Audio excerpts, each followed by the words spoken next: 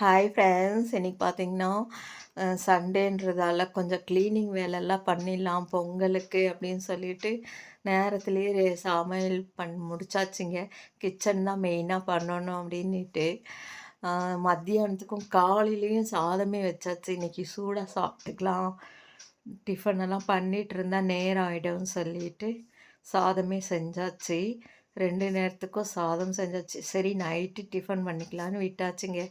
அப்புறம் கொள்ளு கடைஞ்சிருக்கேன். ஏன்னா ரொம்ப கொஞ்சம் நெஞ்சு சளி இருந்துகிட்டே தான் இருக்குது.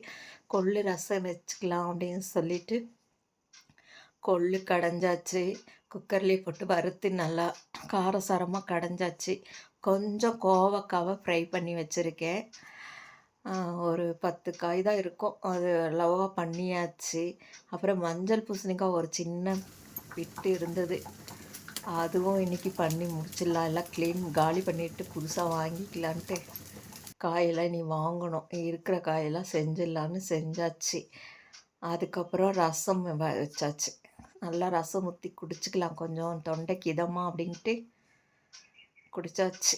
கொள்ளு ரசம் அவ்வளோ நல்லா இருக்குங்க, உடம்புக்கு அவ்வளோ நெஞ்சு சளியெல்லாம் எடுத்துகிட்டு வரும்னாங்க. கொஞ்சம் தூதுவளையும் கொஞ்சம் போட்டு தூதுவளை பூண்டெல்லாம் போட்டு தட்டி இதுலேயே ரசம் வச்சாச்சு. அதனால் கொஞ்சம் தொண்டைக்கு நல்லா இதமாக இருந்துச்சுங்க.